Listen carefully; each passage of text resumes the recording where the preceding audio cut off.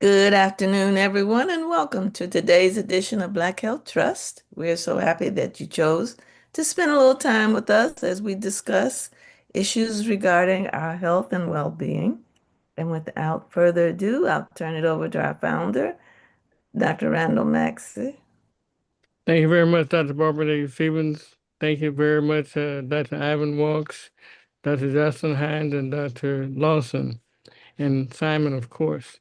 So we're going to take a little bit different tack this week, inspired by Dr. Walks last week. I think we wanted to continue a discussion, especially with the Supreme Court doing what it's done to decrease voting rights of our communities. The fact that we have uh, problems with the current administration decreasing the health access and their policies of anti-DEI. Wanted to have a little bit of a discussion of what strategies we should do. And Dr. Walsh, I did go to church this morning, and it'll be evident in one or two of the slides that we talk about that we Well, fight you not look we like fight you're not church against ready. You have your tie on and everything. we fight not against flesh and blood, but against powers and principalities. Okay. Let's go with the first slide, Simon. And I'm going to ask my co-moderators to help me with this presentation. So we're going to talk about policy, powers, and race, and how this affects your health. So our current government policies structurally racist, and we want to define racism in policy terms, examine current policy debates, and apply outcomes-based evaluation, and facilitate structural discussion, and discuss strategic matters, and keep hope alive. Where did that come from? Next slide. Dr. Neighbor Stevens, you want to do this one? All right, the definition of racism: a system producing unequal outcomes based on race, includes intent or impact. Focus on measurable effects. Next slide, Dr. Walsh, you take that one? Oh, discussion questions. Are current policies increasing disparities? Should outcome override intent? What is the role of the physician? What is the role of the people? Next slide, Dr. Hines. Policy and racism. Policies can be neutral in language, but unequal in outcome, and the impact should matter more than the stated intent. Next slide, Dr. Lawson. I don't know that Dr. Lawson's on yet, Dr. Maxey. The legal framework. Civil rights protections do exist. First Amendment protects speech, so-called, maybe. But discrimination is illegal in key sectors. Dr. Neighbor Stevens? Key question for today: should policy be judged by intent or outcome? Clinical analogy: outcomes matter most. And when you're in the hospital, it matters how you come away from that heart attack, not what the intent was. Dr. Walks? From dependency to power, building durable hope in African American communities. Next slide, Dr. Hines. The central question: why does hope feel threatened? Is progress slowing or shifting? And what is the real path forward? Next slide. So we want to reframe the narrative, not who is stopping us, but what builds power that cannot be taken away. Next slide. There's a historical pattern. Reconstruction and led to Jim Crow. Civil rights led to mass incarceration. In the Obama era, we had a backlash because we had a black president. And this calls to mind some of what I heard in church today, that when you become woke or awake and know what's happening, when you begin to fight, you do expect resistance. The devil knows what you're doing. Next slide. That's neighbor Stevens? Dr. Lawson is on, Dr. Maxey. We just need to get him unmuted. Okay. When we get him, Dr. Barbara David Stevens? The legal landscape.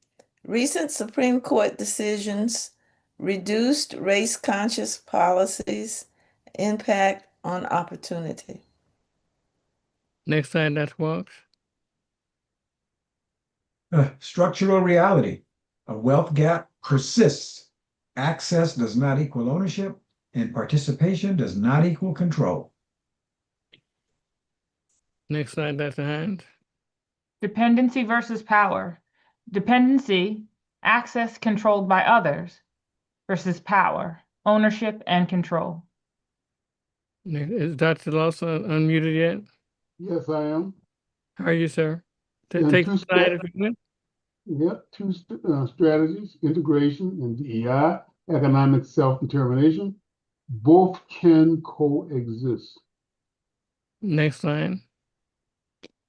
There's 7 pillars of power, maybe more, but one, there's economics, there's health, there's education, there's legal, institutions, culture, and lastly, there's your faith. Next slide. Economic power, business ownership, real estate, investment networks, cooperative economics. Next slide, that's neighbor Stephen. Wealth versus income. Jobs equals income. Ownership equals wealth. Take the next one too, if you would. Health is survival capital. Hypertension, diabetes, chronic kidney disease, and cardiovascular disease. Next slide, Dr. Walks. Education, financial literacy, AI and technology, health literacy, entrepreneurship. Dr. Hines. Legal strategy, local engagement, policy awareness, and legal defense. And we can discuss some of these. We don't just have to read them, but this is a discussion. We'll see if they have further discussion out of the audience. Next slide. The institutions that we need to engage with: churches, medical networks, professional organizations. That's neighbor Stevens. Cultural discipline, family structure, intergenerational planning. So on this slide, let's stop for a minute on this. It's very important that you have structure and family, not just I love you and we love our kids and our grandparents, but we have to have intergenerational planning. Make sure that you can plan for those who come behind you. Those kids have something to go to college with, something to buy property with, something to survive with. It's very important that we have discipline in our culture. We need to have the right kind of insurance policies and things, that we're not just dying and putting ourselves in a grave or whatever we do. That we want to go further. Anybody want to comment on what we do in our families is very important.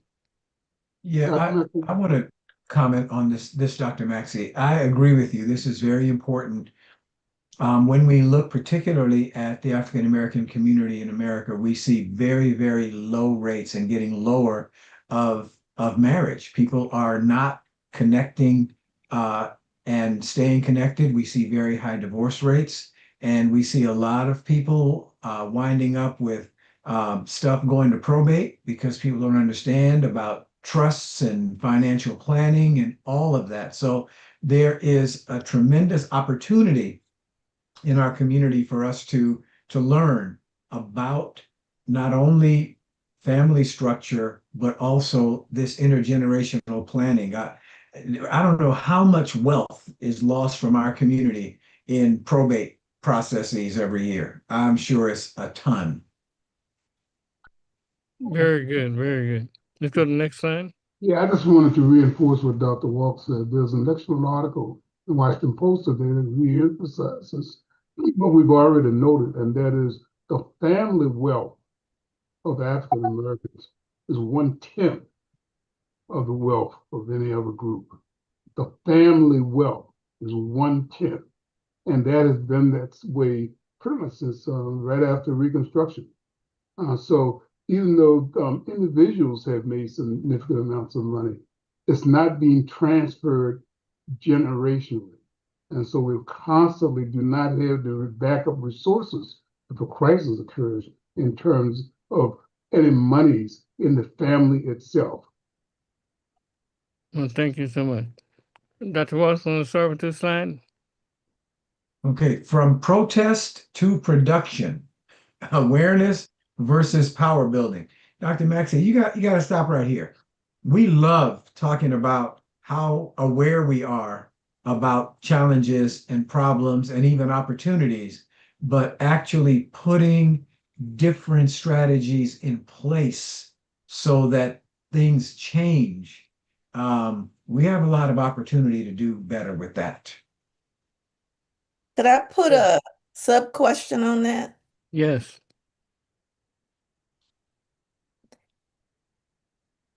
Do we have the leadership to achieve this? Go ahead. Is that a Well, question or a statement? It's a question. Well, I believe that all things start with the individual. And we develop leaders. There's no one leader. But let's put that on the back burner a minute, and maybe we'll come up with an answer as we go forward. But Let me just make one other point. the key thing on this slide, we not only need to be aware of things, but we start to find all of the methods that we need to build power. That's very important. Next slide. Amen. Okay, I think Dr. Hines is next. From access to ownership, and an ownership that is durable. Take the next Yes. slide, if you would. Group strategy, coordinated efforts to drive change. Yes. Next slide, take that one too, Dr. Hines. Parallel institutions.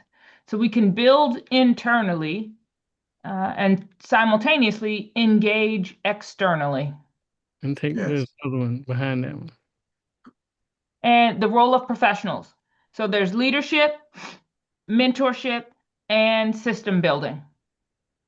Yeah, Dr. Neighbors even take the next one.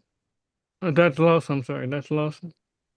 Black Health Trust model, health plus economic integration. Can't do anything if you're dead. Case concept, prevention preserves income, health equals wealth. So you can't have anything if you're not alive. Dr. Lawson, do this one too. New mindset, strategic builders. Next slide, take the next one too. Definition of hope. Hope equals capacity plus strategy plus ownership. Anybody think about Jesse Jackson doing this? Dr. Neighbors Stevens? Call to action. Build assets, improve health, and mentor others. Take the next one too, if you would. What to do? Participate where beneficial, withdraw where harmful, and build power regardless. Dr. Walsh, take the next one, if you would. Through the public health lens, policies influence stress, access, and environment. Impact chronic disease outcomes and drive disparities. All of that from policies. Dr. Hines? Biological impact. Chronic stress increases cortisol, inflammation, and disease progression, as well as, and that increases higher cardiovascular risk. So it seems like some of these policies are designed to kill as many of y'all as possible. What do you think about that, Dr. Hines? Listen, I don't think that that is subtle, and it's not Right. just us, right? I don't want to go off on a tangent, but the policies impact, as we all know, like look at some of the things with regard to SNAP and Medicaid and food access and health access. It's not just us who is impacted by those reductions or changes in policy. So I think there's a good number of people who are viewed as expendable. That's true. I understand that in the South, where all these gerrymandering programs are taking place, the increase in the population there is mostly blacks and browns. So they get, if you go back to history where we had each slave who had no vote was worth 3/5 of a man. So they get more people to represent, but the people who were being represented did not get any vote or any say so. So this is almost like the country is becoming less white, but we don't have representation. That's what started the whole revolution with Britain, I think. Next slide. That's the Neighbor Stevens. Mental health impact, anxiety, depression, trauma-related stress, reduced care engagement. Let's comment on this a little bit, especially Dr. Walks and Dr. Lawson. Well, I just want to note very simple, and that is that lousy mental health means lousy decision making. There was a study looking at one family that had a long history of depression in many of the members. And when you compare families with a lot of depression versus families with very little depression, families with a lot of depression have less money.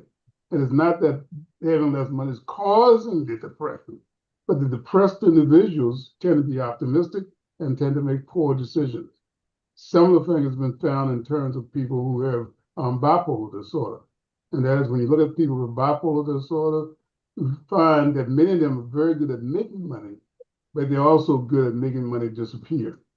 And then the same thing with post-traumatic stress. People under chronic stress conditions. What we found is that for white folks, people with chronic stress conditions, they make decisions to try to reduce the stress. Black folks, we tend to make decisions that, if anything, reinforces stressful behavior. And surprisingly, this research has been around for several decades, and that is that addressing these kinds of mental disorders that precipitate lousy decision making is a major factor in terms of reducing wealth. So let me add to that, Dr. Maxey. I love that Dr. Lawson is able to regularly and routinely bring us information, not just his opinion. He never says, well, I think so and so. What Dr. Lawson says is, this is what the science shows. This is what the research shows. And I think it's different because there's a significant amount of credibility, a significant amount of defensible information that we get. And it's to our own peril if we ignore it. So I just love Dr. Lawson dropping the knowledge that way. I will add that in many communities, people do respond to stress. People get irritable, people get all kinds of things. But there's a difference. When you react to stress in a way that is strategic, when you say, you know what, I'm stressed, I better talk to somebody and get a recommendation for a therapist. I better talk to somebody and get some recommendations for maybe some sort of a professional coach, and I'm going to get a different job. That's a different reaction to stress than someone who says, I'm going to go get another drink. I'm going to do something quick, because if you eat a gallon of ice cream, your stress level is lower right now. Your kidneys and your arteries won't like it. But this sort of reaction to stress that is a short-term quick fix, I'm going to get a drink, is different than how other people respond to stress with a reaching out to their resources and strategically moving their environment in a way that's healthy. And I think we need to stop acting like it don't bother us. I'm just gonna have a drink. It don't bother me. It does bother you for all the reasons we're talking about. Yeah, and I'm a personal example. I went to the doctor to see about my eyes. They said I'm going to have some surgery, and you know I'm a big chicken butt. He said it's going to hurt you for 72 hours. I was so depressed. I came home and I had some ice cream, which I don't need more than I need a hole in the head. That gave me reduced care engagement. I'm supposed to be a professional, so I had to watch my mental health in that situation too. So I know everybody does. Next slide. Dr. Hines. Healthcare impact, access to care disparities, treatment differences, and outcome variability. Take the next slide too, if you would. On this one, on the slide we were just on, I don't remember her name, but there was a congresswoman who questioned RFK Jr. during his hearing specifically on that topic. Like, how can you attempt to address those things if you're not even allowed to acknowledge, say the words that surround them or would allow them to be studied? Okay. Physician perspective, advocate for patient outcomes, recognize systemic factors, promote equity in care, we need more healthcare professionals who are us. Amen. Next slide.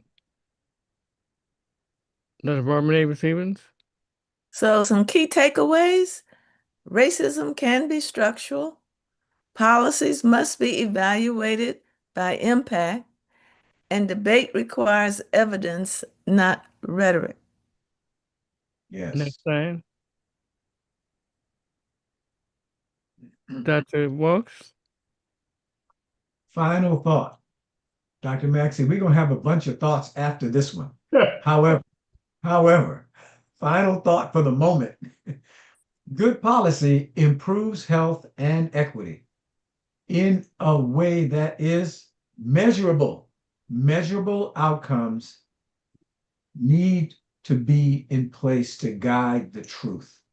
We fight against powers and principalities. Amen, Dr. Maxey. I think that's the last slide.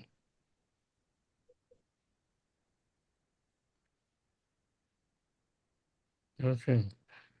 So those are just some discussion points, some things to encourage debate. I wanted to have not necessarily debate, but discussion and thoughts. And we do around the horn. If there are any questions in the chat, anything? While we're looking, Dr. Maxey, I want to go back to Dr. Neighbor-Stevens' question, which had to do with our leadership. Yes. Like you, Dr. Maxey, I did go to church today.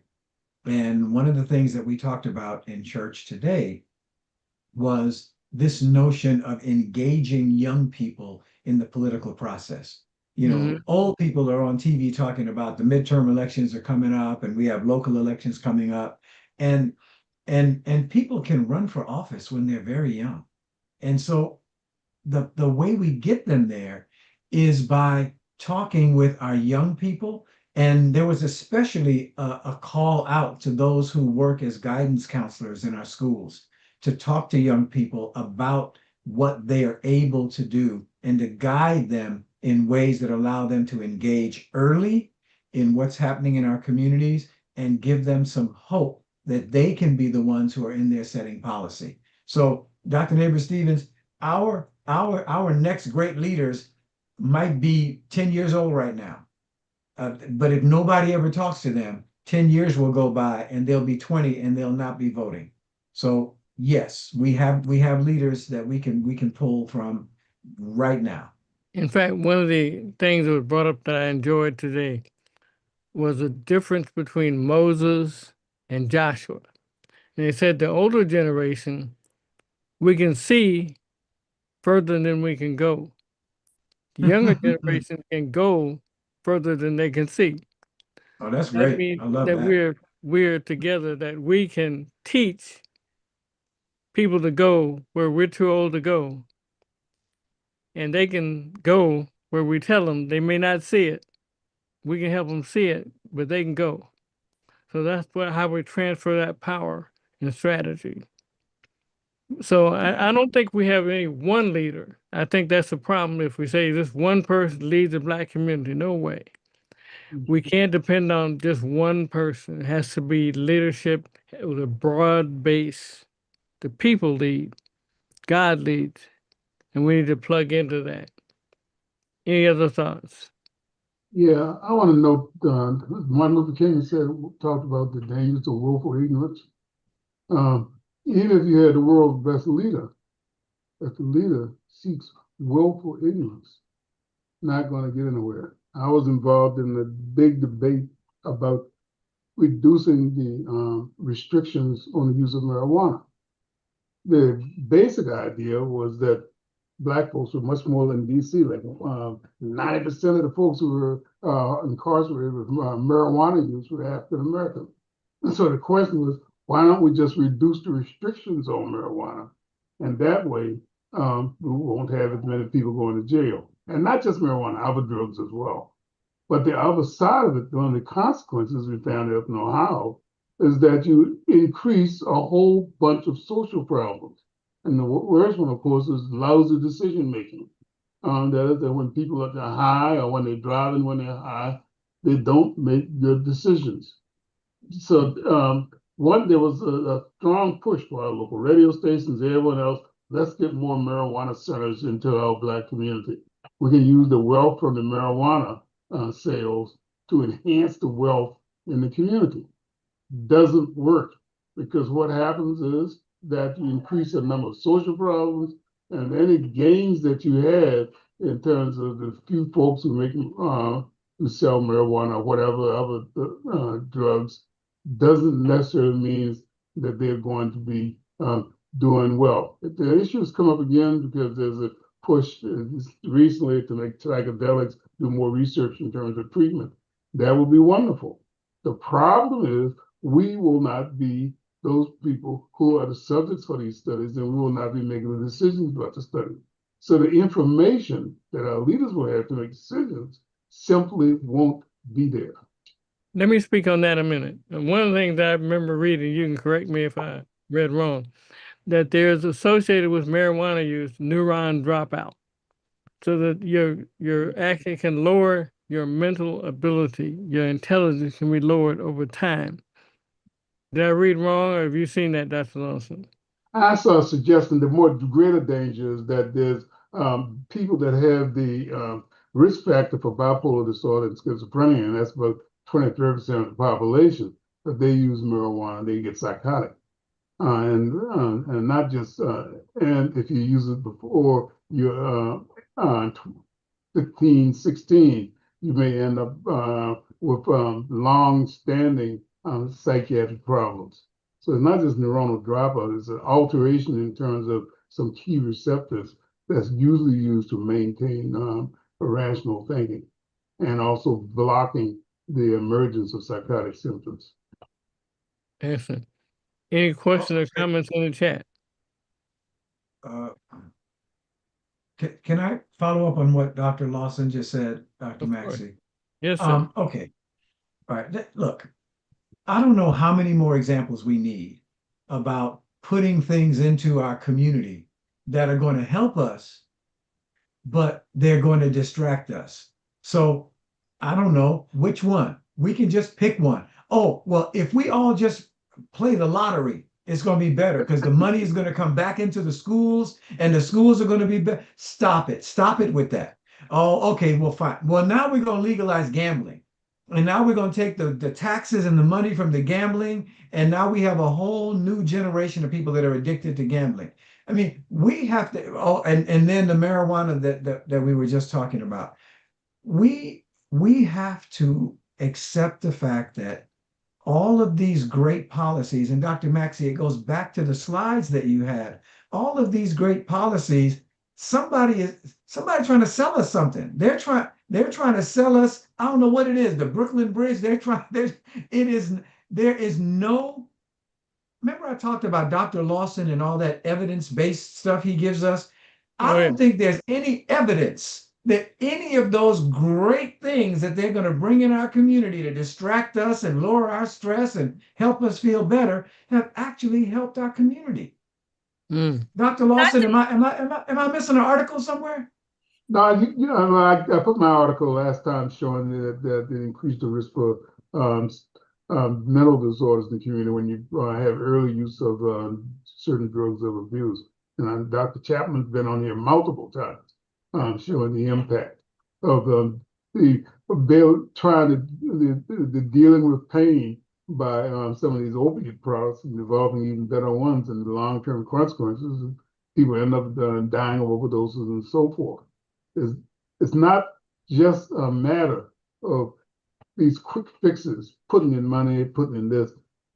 And I just I do want to make this other point that I think that actually hit at, and that is that people say we have insufficient money. The fact of the matter is that there were some slaves who were millionaires. So our communities frequently had individuals who had accumulated a lot of wealth, but the system is designed in such a way that that wealth is not transmitted and has gotten out of our hands very quickly after Reconstruction. We have a tremendous amount of land in the South. We own that land. And now you look now, we don't own it anymore. We have people who made big bucks after the Civil War. But you check the families now and they're in poverty. And I have several patients of mine who are ex-basketball players who are millionaires. They're poor. And the studies show that something like 40%, 50% of athletes who had high income 4 years later have no money. So we need a financial literacy, right? Right. Financial literacy and willful ignorance. It's Yeah. not the information not out there. It's willful ignorance because of other factors. Yeah. Well, that's very true. But I think, and I want to come back to that too later if we have time, with from a different slant. But I think what is bothering me about this conversation today is I don't feel that we are we are oversimplifying the issue, or maybe the root problem may not be the way we are constructing it, or there are other things that contribute to it. Where am I going with this? I, as far as racism is concerned and the way our people have been treated, there is no denying that. There is evidence all over the place. And history teaches us that. But what I am really suspicious of, I don't have the data, Dr. Walks, but what I'm really suspicious of is that's not what is the key driver of all of this. And the key driver of all of this is the dollar. And the dollar is where the power and the control is derived. And a lot of what has happened, the lottery things, the drug things, all of the things that you were just talking about, they weren't trying to help anybody but themselves. I'll leave it at that. No, keep We have a going. scientific Right. term for that. It's called poverty pimps. Yes. Yeah, and you can take it all the way back in our history, all the way back to our founding fathers. They're trying to make such a big deal about this 250th, but I haven't heard anybody really address the story. They came close to it in Burns's PBS series about pre-revolution and what happened leading into the revolution. But that bad boy was all about money and control. I think you're very right. You're very right. So Dr. Sherrod has her hand up, Dr. Maxey. Just recognize her. Oh, yeah, good afternoon, everybody. Good afternoon. Thank you, Dr. Maxey, for bringing up this most relevant topic now, especially in view of the recent ruling by the Supreme Court, which has gutted the Voting Rights Act. I think we're faced with tremendous problems. It's almost like every 50 or 100 years, we are back to base one or close to base one and, Wow. trying to tread uphill again. My concern is the opening the door for the reversal. Racism is being reversed and used against us now.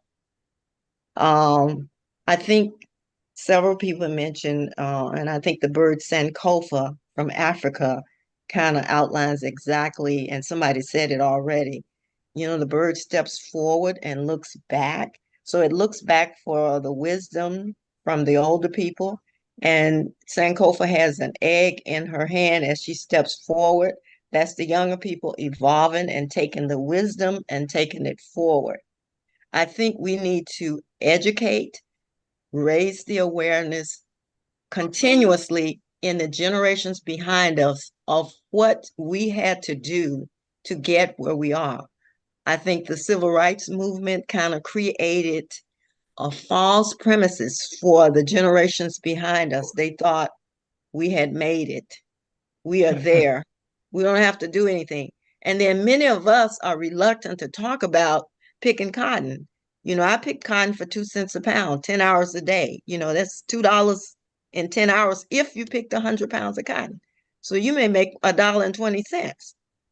That kind of stuff has to be reiterated over and over again. We can never stop talking about slavery and what it meant and what happened. And I think that there are traps in the society to prevent us from building wealth. I mean, every time we built anything, they burned it up, tore it down. I mean, look at, I guess it's a place in Kansas. I can't think of the name of it now. They had a Wall Street. These people out of slavery with no education were able to replicate the current society very well and do very well, but it was just totally destroyed. And I don't know exactly how you deal with that, but I know that we're facing now, and we just dealt with this in ABWP. There was a lawsuit by a Caucasian woman who is currently, she's suing a Black infant mortality reduction program, infant and maternal reduction, because she was not admitted, saying that it was racist, and she was not admitted because she was white. So those are the kind of things we have to plan to deal with. And so she's saying that she was discriminated because she was white. And the program was cases like that. Pardon me? There's multiple cases like that. Oh, That's yeah. what I'm saying. I And that's remember the very Boston case. similar to the Bakke case, Right, exactly. which they won here in the state of California. So we at ABWP was trying to figure out, how can you counter this kind of action? And then Richard Williams just sent out a text this morning. You all know Dr. Williams, where they're asking him to he has a $250,000 scholarship program with, I think, LACMA or California Medical Association, one of them. And they're asking him to take out the Black. It's set up for Black people, Black pre-med and medical students. They're asking him to take that out because it violates the new rulings now. You cannot use race as a basis of anything. And so we're kind of caught in a really difficult, I think, complex situation that we need to sit down and think about how we're going to fight this situation. I think you bring up a very strong point, Dr. Sherrod, and it's been proven how brilliant you are and where you're from. You and I talked about the what's a Pipe Street, Sandpipe Street in Mississippi. We talked about where my friend Maxine and you came from. Oh, you're talking about, Marks, Mississippi. Yes, but the Up point near is, Mount Bayou, which is the only black town, fully black in the state of Mississippi, Mount Bayou, Mississippi. yeah. But anyway, the main thing is one of the slides said that we should participate if it's good for us, but when things are against us, we should withdraw from them. So we don't need to follow the rules of the Supreme Court if they're going to harm us. We have to find a strategy to take care of ourselves. So I don't care what the Supreme Court says. If Dr. Richard Williams put his personal money in to support Black students, it should be that. So we have to find a way to fight that. I'd like some comments on that. And I think you raised a very important thing. Yeah, I just think want to that's what note, we need to discuss. yeah, I just want to note that unfortunately, this is not new. I don't see this as things got better than things. Maybe it's my age, but I was dealing with this stuff back in the 1950s. The same kinds of issues. We developed, sometimes when I was in Indiana, we developed a strategy. We basically, they said, well, you can't talk about race. Well, fine. We talk about income. Can't talk about income. We talk about where or not folks come from, families that are intact and so forth. There are ways to get around some of these points, but you got to be strategic and recognize it and not see this as something that just came out of the blue. This has been ongoing, a systemic process that's been going on for a long time. And again, I guess because of my age and whatever, I do not see this so-called tremendous advantages that's occurred in the last 30 and 40 and 50 years. Seen it as an ongoing process We have to play the that we long have to game. constantly fight. The long game. The long Well, game. let me, Dr. Sherrod talked about this real history of picking cotton and how little the reimbursement was. And I think that I think we changed the words to that song. Remember the song we used to sing called We Shall Overcome? I think we started singing We Have Overcome. That's And it's right. not the same song. And we don't want to talk about the fact that things have been difficult. I had a serious issue with a very good friend of mine about my own experience and realizing that everybody isn't ready to hear my story. Right. Everybody isn't ready to hear Dr. Sherrod's story about that real struggle. And so we have to be careful where we are telling our stories because I'm not going to let you belittle my story. I'm not going to let you belittle Dr. Sherrod's story. I'm not going to let you, my wife is from Columbus, Mississippi. I'm not going to let you talk about Black folks from Mississippi of a certain age who struggled to move forward from where they started.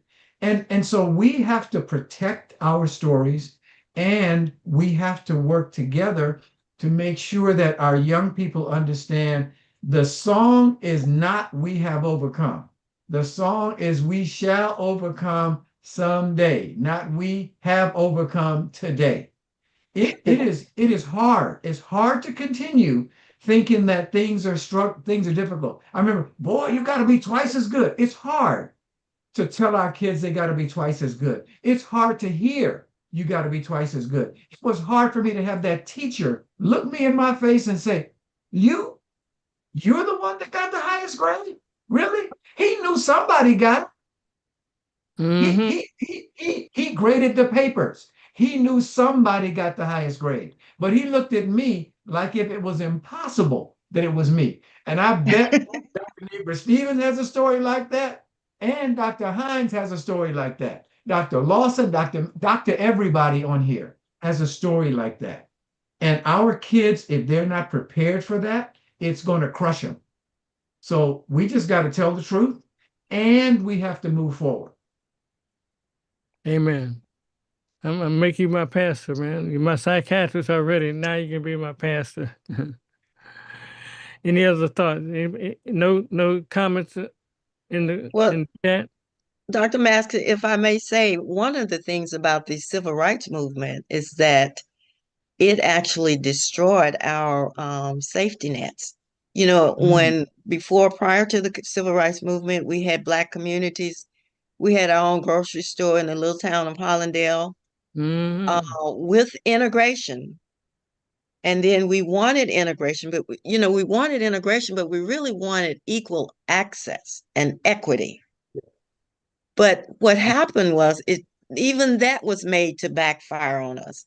So they destroyed all of the Black high schools, and then they became middle schools. So people who went to Coleman High in Greenville, my oldest brother, who's 94 years old now, graduated from Coleman High. He doesn't have anywhere to go back for his reunion because it's now a middle school. You know what I mean? That Yeah. kind of stuff. Our safety nets, our Black communities that we actually circulated money in were destroyed. Black HBCUs now are being invaded by white people too. Those were kind of our safety nets. And so now we need to think about how do we reconstruct those safety nets? And then the other thing, for the larger population, money was equal power. For us, the God power was within us.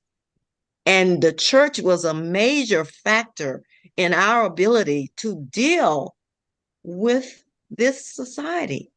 It was because we knew how to co-create with the God power within us. And so now the younger generation that's coming behind us, they don't go to church. They hate church. I mean, understand what I'm saying? I understand. So what are we going, what will they be relying on now? Are they learning spirituality? Are they learning how to co-create with the God within them, even if they don't go to church? So let me say this, Dr. Sherrod. First of all, I went with my wife to one of her high school reunions, and her high school in Columbus, Mississippi, to your point, is now middle school. All these Black folks that graduated now the high school is gone. It's the whole thing is it.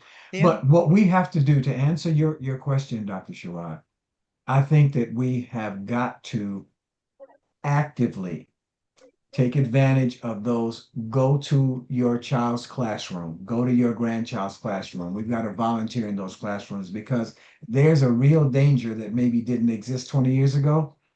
What is the truth? I don't know, because everything online looks real. It does. It looks like a real person.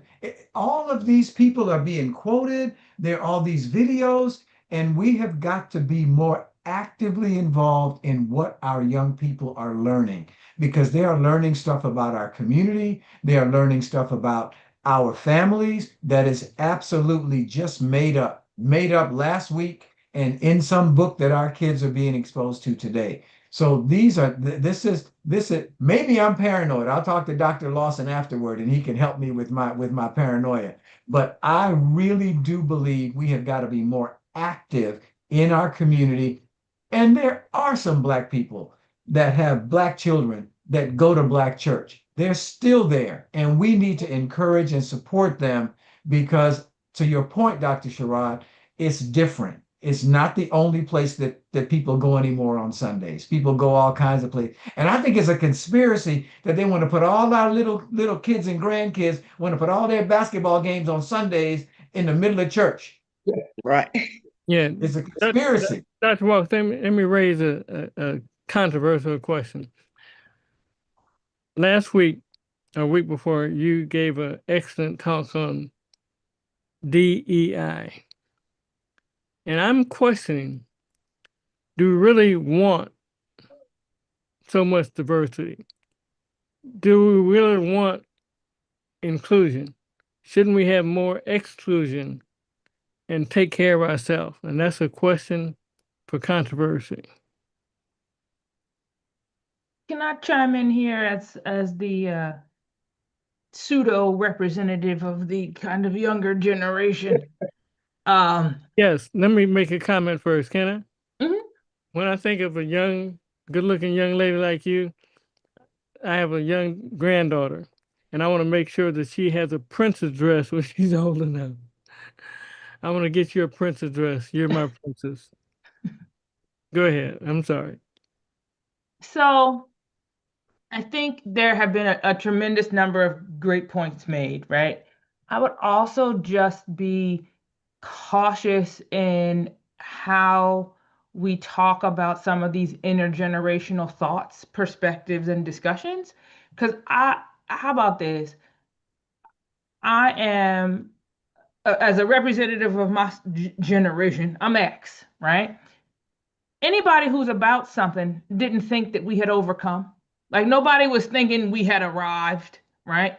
Even my kids, they're Generation Alpha, right? Generation Beta just started, I think last year, right? Even they know that they haven't arrived, right? I think the presentation is different, right? The struggle looks different on the outside, and sometimes I don't. It sometimes the stories of our older generation we get looked upon now like y'all don't even know, right? Y'all don't even know what we've been through or whatever. Those things are true, but that doesn't mean that your experience is just as real as the experience of people now and younger than you, right? The packages are different, right? And that can sometimes shut down conversation. I would also acknowledge that there's a lot of trauma that people have who were part of the civil rights movement and before. And some folks are not in a rush to really speak on some of the things that they have seen, heard, experienced.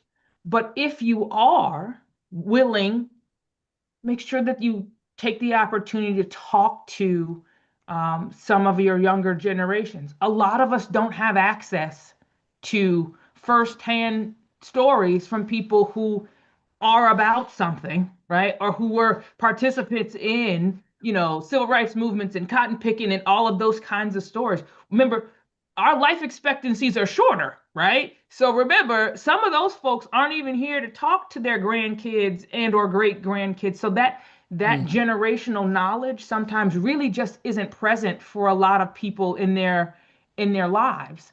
I absolutely agree with the ideas of, to your question about do we want diversity, equity, and inclusion? Maybe we want exclusion. I would take it back to what Dr. Sherrod said, right? We wanted equality, right? And we want access, right? And if I want to do it with you, I want to be able to. But if I don't, I don't want to. I don't want to have to go over to you if I don't want to. My dad used to say that segregation was desegregation did us a disservice, similar to the point that you made earlier. I would just say that as we think about where we are and where we're going, we have to use, even amongst ourselves, inclusive language that says, as in Jesse Jackson's terms, right? Like the Rainbow Coalition was meant to cover us all, not just in color, but even across ages. So we have to make sure that we are considering our perspectives, our language, our tone, right, in a way that allows space for 10-year-olds and 90-year-olds who have very different life experiences, but likely the same underlying struggle, especially here in the US. Excellent point. Excellent point. Amen. Amen. We're at the top of our hour, so we should start our conversations. Dr. Lawson, any final thoughts for today? Just want to encourage you to read my book after the pandemic. It makes a simple point that the COVID experience reminded us of events that we had covered up. The one good thing that came out was shown again, the disparities continue to exist. Also, my next book, what the slave masters told us, hopefully will try to capture some of what we've already talked about. And that is that many of the consequences of slavery isn't just the oppression, but that we adapted to it in a way that is still persisting, so that it is in many ways destructive to our community. And then turn to some immediate practical things. I just want to note the several factors that's going on. Our two HBCU, Howard and Harry, recently put on probation. that Howard actually has a hiring freeze despite all the rigmarole about people giving money for it, and that we need to be, I wholeheartedly agree, we need to do what we can to preserve our institutions that's been effective and also have the existing institutions. And again, I just want to make the other point, and that is that a wonderful African American cultures that doesn't have anything that has to do with medicine or science. Again, we need to look at our existing institutions as well to make sure that we address these issues that have been persistent. Thank you so much. And I need your book publisher too, Dr. Hines. Okay, coming up. Thank you. I think that we covered some really important points, and one of the things that I think we could potentially focus on when we're talking about strategies is, right now there's a lot of stuff in Black socials, and I don't have much social media, but about how we are staying home because our history as Black people, as being protesters, was right there in Project 2025, that they expected us to hit the streets and do what we've always done, right? And they were planning to use that against us. I think that there is absolutely a need for us to come up with strategies that meet this time period, right? And it's going to include, as Dr. Walks was alluding to, what we're doing in socials, in the computer, how we educate ourselves about AI, about what is truth. And that's going to have to come by actual humans talking to humans, right? But it's also going to have to make sure that we are getting our messages out there via the channels where people are engaging or looking for information. Thank you so much. Dr. Walks. I just want to, I have 3 words, Dr. Maxey: Black Health Trust. When I talked about Dr. Lawson bringing the science, I listened to Dr. Neighbor Stevens, I listened to Dr. Lawson, I listened to Dr. Maxey, I listened to Dr. Hines, and so many people that have come on this program and have really helped us with accuracy, with credibility. And I think it's hard sometimes to find places to go and get good information. And I am absolutely confident that when I turn on Black Health Trust, I'm going to get credible information from people that I can trust, who are telling me stuff that I can use. And I don't know how many of those, a lot of places getting shut down. A lot of places, people get, billionaires are buying up newspapers and firing everybody. I mean, there's a lot of that going on. So, my last 3 words for this week are Black Health Trust. Emphasis on the trust. Thank you, Dr. Walks. Dr. Barbara Neighbor Stevens. Well, my final thoughts are going back. I had said that I was going to go back to this, and I'm going to use this opportunity.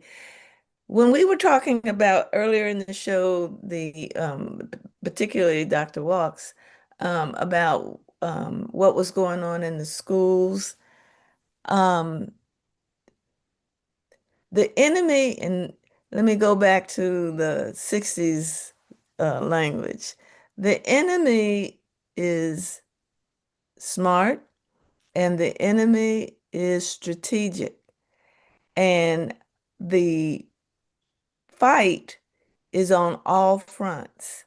One of the ways to be successful in overcoming and suppressing a people is to obliterate the history, yes, and destroy the younger generation's capacity to be successful by destroying their education and the educational process.